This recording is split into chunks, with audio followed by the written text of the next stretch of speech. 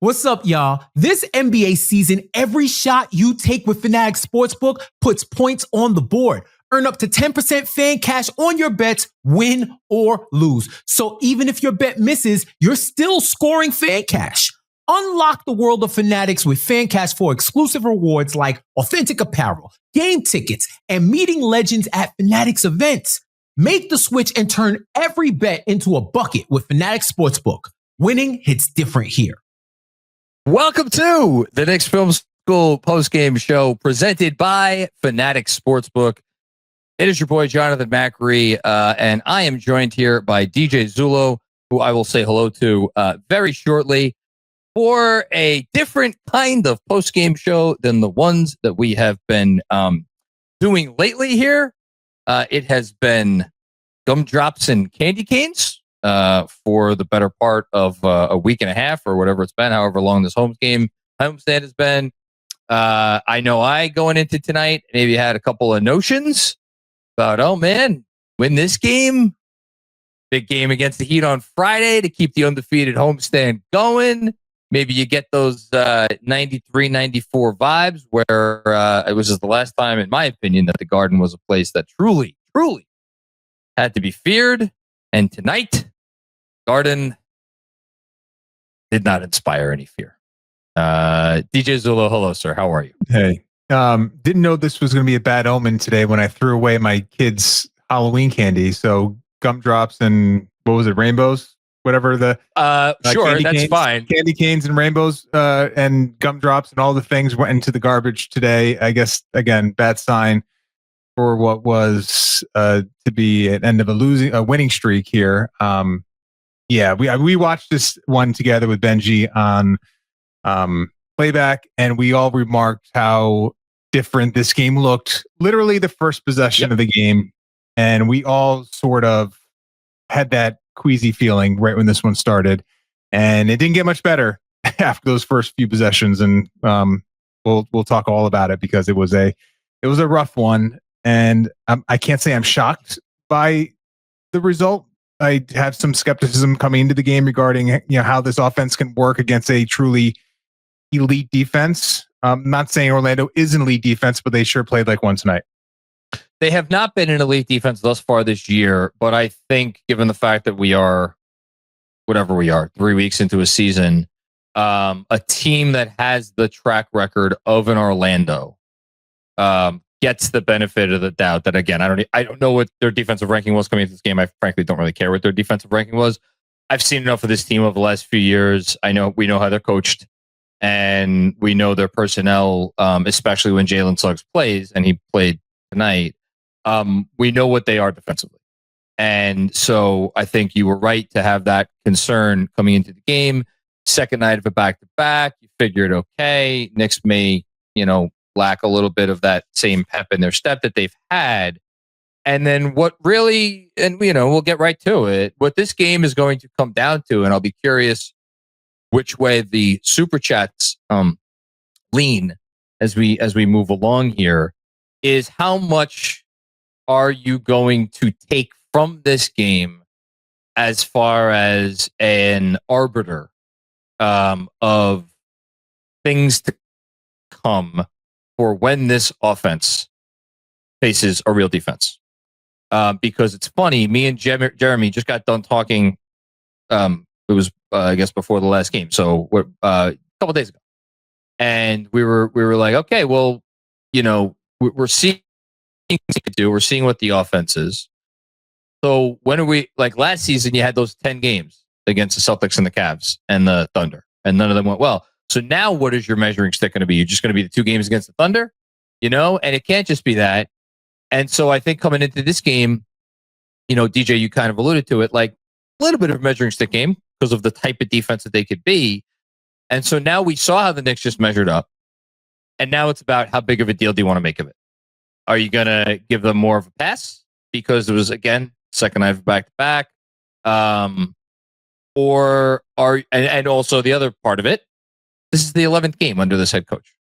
So still, figuring this stuff out. Mm-hmm. Or are you going to make this but take this as a sign that, okay, this conversion process, whatever you want to call it, is going to be a little bit of a bumpier road than we anticipated? I think it's a combination of those things.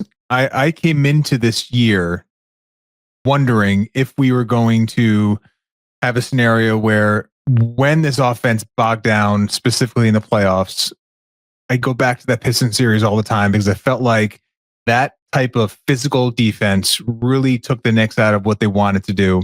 And the question was, would this new revamped offense be able to hold up against that style of defense? And look, I know Minnesota has a track record as well, but when the Knicks played them, they were not playing well defensively. In fact, they were playing really poorly defensively. The Knicks haven't really had a great offensive game against a defense that I would view as great. And I know you can push back and say, yeah, Orlando's not a great defense right now, and they're not playing that way. They performed like a great defense in this one, and they have certain attributes as a defense in terms of their ability to get into the ball. Every dribble handoff, and the Knicks run as many dribble handoffs as any team in the NBA, was difficult. They didn't allow the Knicks to get into those actions cleanly. The weave action that the Knicks love to start their possessions at the top of the key, every single one of them was fought and challenging.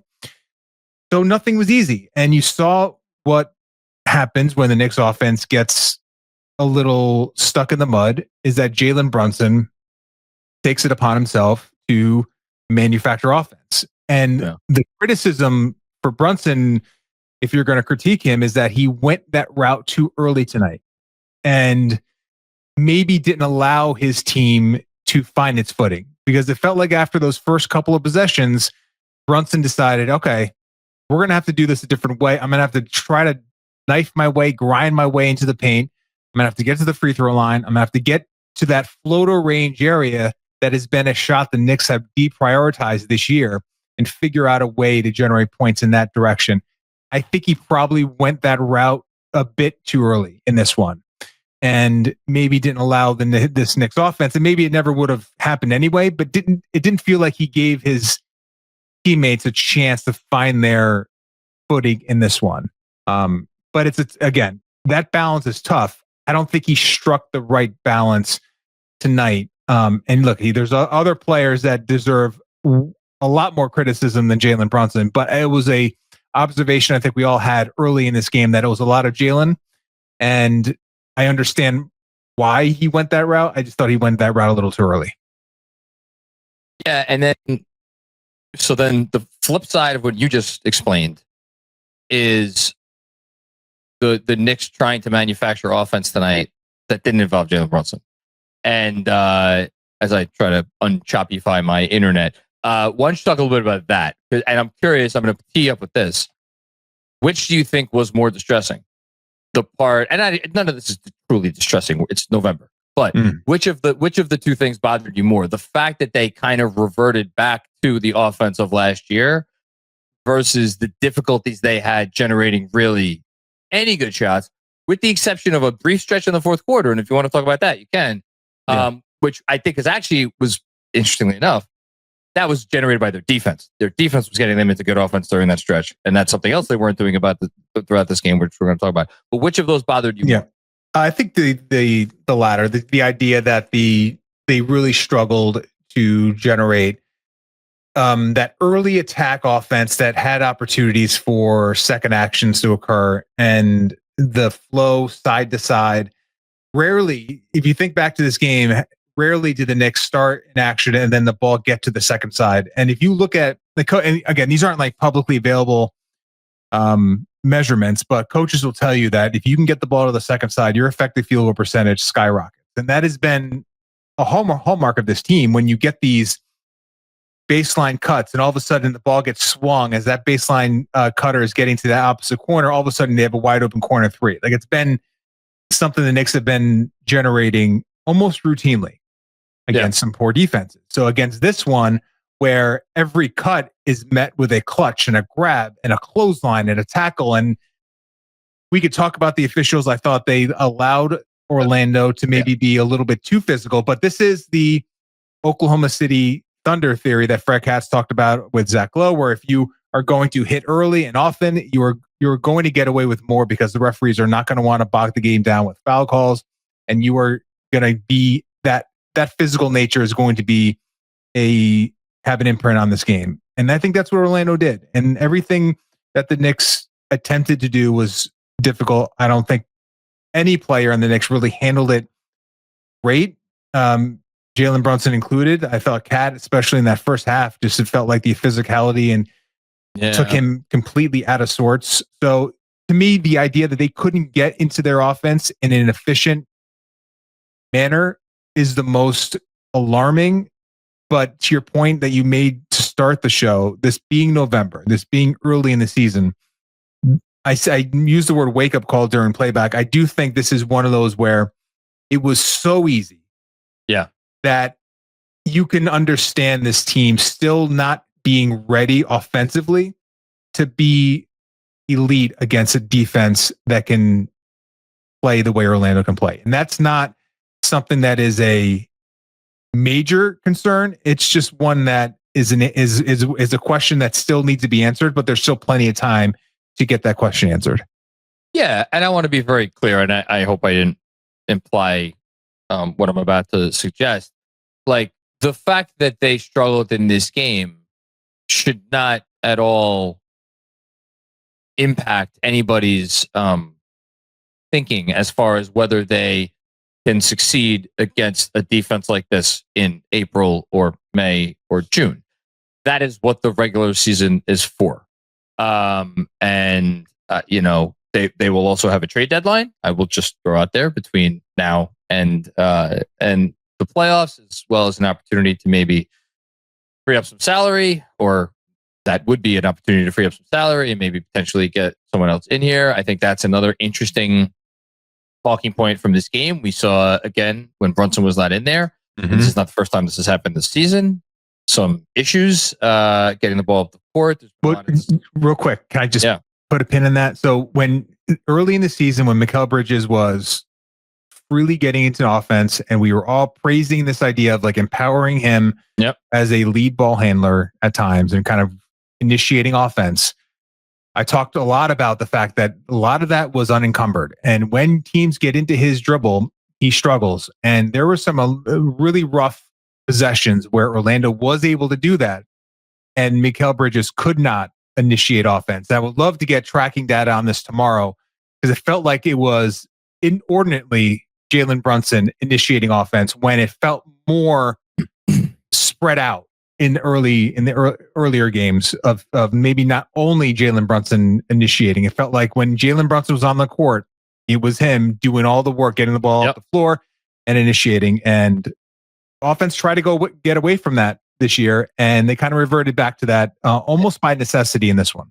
And you could tell that right from the gate, right from the start, Mike Brown did maybe not have a ton of faith in his team's ability to generate, decent possessions outside of JB, because you saw JB play more minutes in this game. He was at 30 minutes through three quarters, and he brought him back in about 3 minutes into the fourth quarter, which leads us to something else that unfortunately we have to talk about. And I don't want to spend a ton of time on this, because there's a lot else to talk about in this game, and we're not going to spend too much time on it. But like, we all said it in the moment on the playback. When Bane hit the three, I think it made it a 15-point lead. 15 or 16. 15 or 16, whatever it was. It was under 2 minutes to go in the game. The game had really effectively ended probably a minute or so earlier. That was like the official nail in the coffin. We're done here. And we were all like, all right, call timeout, get him out of there. And there was no timeout. Jalen Brunson comes down, steps on somebody's foot, turns his ankle, stays in for the 2 free throws. He was walking gingerly. Now, look, this is Jalen Brunson. He is, frankly, superhuman in terms of his recovery. I will never, ever, ever, for the rest of my life, forget what I thought went through my head when he suffered that injury in the first minute of the game in Cleveland several years ago. I thought, oh, okay, the season is over. And then he was back on the floor in like 2 games or whatever it was. Hopefully he's all right. But look, man, I'll just say it. If this was the last head coach, that's all anybody would have been talking about. And so it needs to be said. So there you go. Yeah. I said it. And look, it wasn't. There were some egregious ones, up 30 or down 30, and guys are still in the game. This wasn't that, but it felt like that was the end of the game when Bane hit that 3, and you had a ample time to call a timeout and just wave the white flag with roughly 2 minutes left, down 15 or 16. It's unfortunate. Again, to your point, the fact that he was able to walk off under his own power. Yeah.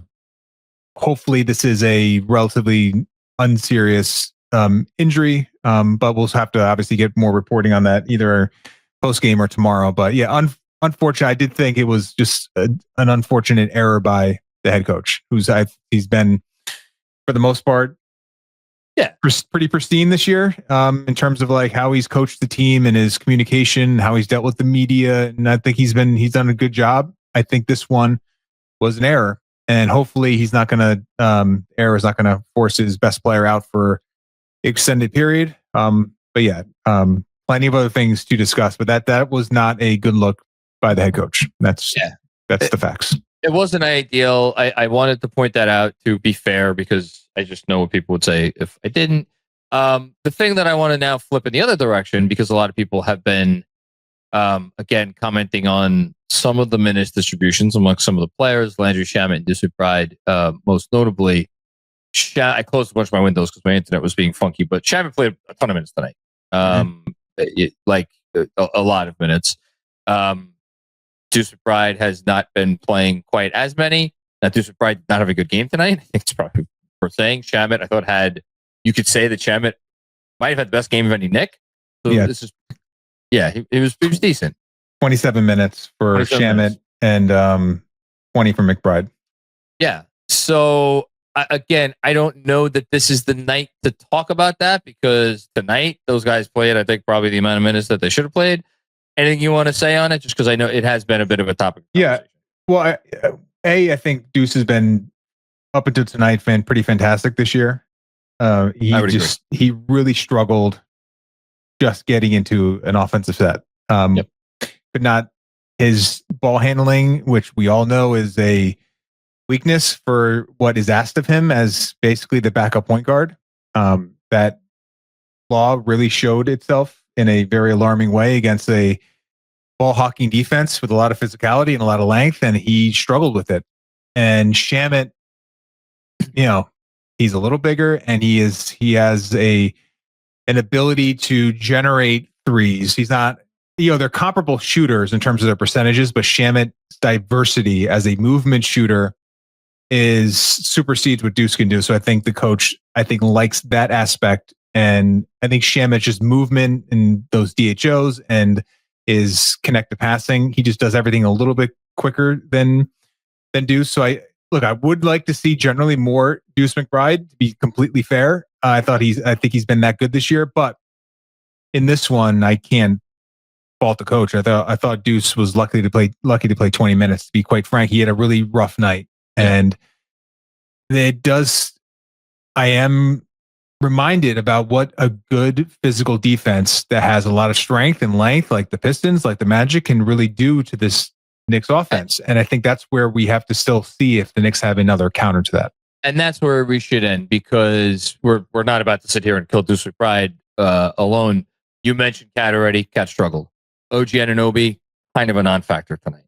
Mikal Bridges, we have not talked about Mikal Bridges. The coach maybe sort of kind of making a statement a couple times in this game, getting with some quick hooks on Bridges throughout the night that you maybe wouldn't expect from a guy who has kind of become like something of a leader for this team. It seems like, right from the yelling at all the guys for not getting back in transition defense to always being the one next to the defensive player of the game. Obviously, he's had quite a connection with Brown to handling the ball so much, like all these different things. And now that guy, Brown was like, you know what? I don't think you're really bringing it tonight. Put him on the bench. And you mentioned Deuce, like, really, it's funny to say it, but like Shamet's really the only guy who, other than Brunson doing some scoring, played well. Jordan Clarkson made things interesting briefly. in more ways than one in the fourth quarter. Absolutely. Yeah, and Josh Hart didn't really have Josh Hart, not a good Josh Hart in the second half, but yeah, in the first half it was really, really bad. Had about 3 turnovers in the first in 2 minutes succession of action. Yeah, offensive foul, some bad passing. Brutal. Not a good Hart game, and I, of course, serves me right because I was out there defending Hart in the Knicks Film School chat. Shout out to everybody in chatnext.com. If you're not on there, go download. And Hart rewards me with a stinker. So nobody played well. Nobody played well, which then I guess we could end here. You've talked about their ability to get into actions against defenses like this, and are they going to revert back to what they did last year? And where's the balance there? And who the lineups need to be to be able. We haven't mentioned Mitchell Robinson. Mitch, he did some nice things tonight, but again, when Mitch is out there, you look one way. When Mitch is not out there, you could look another way. And what's the balance there? All this stuff. Do we need to worry that certain extra je ne sais quoi that this team has had, and a lot of people, some people, attributed to some extent to the former head coach? It was that something. It was like, the toughness, the innate physicality, even after they turned the roster over last year. Are you, DJ Zullo, worried that, hey, now against some of these tougher teams, that may not be there as much anymore? I'm not. And because I don't think it doesn't feel like it's a toughness issue. I think it's there's certain things you need to do when you have a certain plan about how you want to run an offense. And when a team eliminates a lot of those easy things, those triggers, those handoffs, those weave things that you do to kind of get you going, when those things are taken away and you're now starting a set with 14 on the shot clock, you can only do one thing because your second thing, you don't have time for that. It makes isolation basketball, which we all have grown, I think, to use as almost a pejorative now, becomes important against certain teams. And that's why some of these, like the great teams, you need to have that. You need to be able to, the great offensive teams need to have that. Yep. And Jalen Brunson can do that for sure. But he is, I don't think, great at it. And he's the only one that can do it. Yep. And those are the things where if you're going to maybe be worried about this team at the highest level, that's, I think, a part of it, is because you're not going to be able to just generate paint touches at will and spray those balls out to those corner threes. Yep. It's not going to happen. So now what is your plan B? If you're Shai Gilgeous-Alexander, your plan B is that you are one of the best isolation players in the NBA. Think about Kawhi Leonard at his best. Like, you have to have that in your bag. The question remains, is this team equipped to be able to play that way? Because you're just going to have to do it, as unappealing as it sounds. As it needs to be there. And that's a question mark that is unanswered. And, it's, unless they surprise me and figure out a way to play this style that they played against the Memphis and in Brooklyn and do it against the great defenses, you're going to have to figure out a way to generate and grind your way to offense. And it kind of gets back to a cat question, which is teams like Oklahoma City, Los Angeles, even someone like Houston. It's not traditional with Sengun and Durant, but like Cleveland with their two guards. Like, traditionally, you got two shot creators. And as we have been saying since the day he arrived, and as people who have been following his career have been saying really since he came into the league, Cat is not that. He is immensely impactful in so many ways, but he's not that. Mikal Bridges, for all that he could do, is not that. OG Anunoby is not that. That's why everybody, it's become kind of a bit that Benji is on the Jordan Clarkson train, but that's there's truth in jest, because he is the guy who is, other than Brunson, some ill-advised shots, yes, pulling up from 3 there in the fourth quarter was like, oh my God, what are you doing? Well, the way you're talking about it is like all these players, they need to be part of this ecosystem that props all of them up together because the way the play style makes them all better. Yeah. We've seen real tangible results of like when they're playing like the Mike Brown style of basketball, everyone benefits. Yes. Everyone. But when you're taken out of that and now you need like to get to your we plan C, plan D, then it becomes all right. So OG Anunoby really struggles dribbling the basketball. Franz Wagner stripped him twice. Yeah. We know Josh Hart can get a little spooky with the ball sometimes. We know Mikal Bridges struggles getting all the way to the basket, especially in a half-court setting, especially when he has to create the action. He can't have someone do it for him. We know the issues Cat can have. So that is the thing. Now, these are only the teams that can do this to the Knicks, or there's probably 3 or 4 of them. It's a handful, if that. It's a handful, but again, it's... But you're going to have to beat 1, if not 2 of those teams. I think here's the thing. Look at Detroit. They won again tonight with no one playing, basically. A bunch of, never was and has-beens and never will be's. So they won again. They're going to be there in the playoffs. The Magic are going to be there in the playoffs. There's going to be teams that the Knicks are going to have to grind, and they did it against Detroit last year. So maybe they can do it and then play Cleveland but playing it different way. Like they won against Detroit playing the way they played the whole year. Yeah. Mm-hmm. And I guess that's where I'm landing. Is it's like it can't be. You can't fold up the tent if the beautiful offense isn't working. Just like you can't completely revert back to it's all one-on-one ISO. There has to be a way to blend these two things. And I think that, for me, is what now over the next 71 games. And again, it's going to be tough because how many of these measuring stick games are we even going to get in those 71? Mm-hmm. It's not going to be a ton.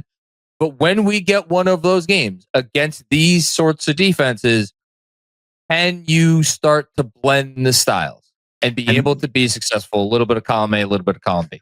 Right. And then the other thing is your defense to the level to where if you don't have it, you're still in the game because you're defending your ass off. And that's where I do want to give them not a pass, but for me, that's where the second night of the back-to-back comes into play more than any of this stuff we're talking about on the offensive end.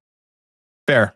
And they came out, I thought they played a good defensive game for the most part in the second half. Much more aggressive. Oh, yeah. Those Mike Brown really had their bigs up at the level, blitzing almost at times, being very aggressive, trying to generate some offense with turnovers and just which is I thought a good adjustment. He just tried to inject some life into the team, and I thought he succeeded for the most part. But it just felt like every time the Knicks got it to 11 or 9, they either missed a shot or Orlando hit a 3, and it was not meant to be. But this game should offer us some concerns, but a lot of season left to try to figure this out. And to your point, I think there might not be a ton of these games, but enough of them to where we'll know turn of the calendar year if this team has another gear offensively against these great defenses. And hopefully they do, but it's not something I'm confident saying they definitely have. I wish again, I closed all my tabs because my internet was being funky. But I wish I had the first half, second half splits for 3-point shooting because I'm fairly certain the Magic shot a lot better from 3 in the second half. Like there are 2 things I want to say, and then I'm going to get you out of here. What is it? So Orlando 8 of 17 from 3 in the second half. Second half. There you go. Okay. So Mike Brown, by the way, Brunson turned his ankle at the end of the game. Doesn't know more than that. Okay. The Magic hit shots, give him credit for that. And then we called them all out in the moment. There were there were literally 4 or 5 moments that were swing moments where it was like the Knicks missed an excruciating shot. Josh Hart blocked at the rim. Cat missed dunk. There was a 3 that went in and out from Bridges, I think. And then after every single one of them, the Magic would come down and it seemed like they hit a 3 every time. So there were so many of those moments. If those, couple more of those go the Knicks' way. As it is, they got it down to 9. Look, the sky is not falling. This team is it's the same team that we just saw the last week and a half. It's the same team. Like, they didn't turn into a different team. It's all part of the process. I think it's just sometimes it could get a little rocky.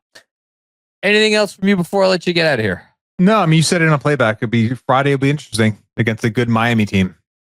Who got hit in the mouth, by the way, tonight against a Cleveland group missing, I believe Garland and Mitchell were out tonight. Really? Yeah, I'll double check that, but I'm fairly certain I saw Mitchell in sweats on the sideline there. Yeah, and don't think Bam played in this. Bam's been out, but yeah. I've watched a couple of Miami games recently. Mm. They were humming coming into tonight. I will just say that they were humming. Yeah, I mean, look, this is not the Miami postgame show, but they're going to be a tough test for the Knicks. They missed a ton of shots in that first Miami meeting, a lot of good shots. So I think the Knicks will be looking forward to retribution on this one. Yeah, I want to see this Knicks offense. God. Sorry. What? No Mitchell, no Garland, no Mobley, and wow. Cleveland put up 130 on this Miami team. So this was Miami will be coming in angry. Yeah, and Detroit didn't play anyone either. So it was in the water today. Because it seemed like everyone was trying to rest their guys. Yeah, look at these games. These games happen. You mentioned the process. I think the coaching staff. Listen, you don't want to ever lose a game, but I think they'll have some good data, some good film on this defense and how to counter physicality and figure out a way that if you get, theoretically or figuratively punched in the mouth, that you have viable counters to that. And that's something that they're going to have to figure out. And there's plenty of time to do so. Agree. I'm sorry. I'm just looking. Mike Brown was disappointed that the Knicks were blaming the refs and they seemed to let that get to them. He said they kicked our ass. They came out with a physical presence and we didn't handle it. It was all Chris Persianen. Shout out to Chris covering the game in person. Yeah. And then we didn't crash. We had 10 offensive rebounds. Nor do we get back in transition. 11 sprays for the game. That's a season low. Well, the corner crashing has been such a key for them because a lot of times you're catching that a smaller player on that, whoever it is, Shamet or McBride or Brunson even. And I know the Knicks track that. And if you're not doing that, that is something that they will literally make sure you are made aware of. Like on this possession here, this possession there, you didn't crash and this was the result. You had an opportunity there. The sprays, the only thing I'll counter to that is I didn't feel like they made bad decisions once they got into the paint. It just didn't feel like they were getting into the deep paint. And if you look at the shot chart, a lot of shots in that floater range area, not the deep paint. And that was a major, I think, priority for Orlando is to wall up, not let the Knicks get deep into the paint to prevent those corner threes. And they did a phenomenal job of doing so. And, a lot of times you just have to tip your hat to the defense. I thought Orlando played a great defensive game. Knicks didn't adjust to it. And we'll see if the next time these two teams play, if they have some ways to counter a physical, strong, long Orlando team.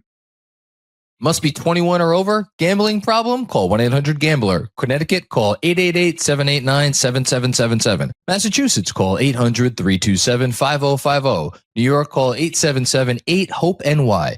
Maryland, visit mdgamblinghelp.org. Not available in all states. Terms apply. See Fanatics Sportsbook app.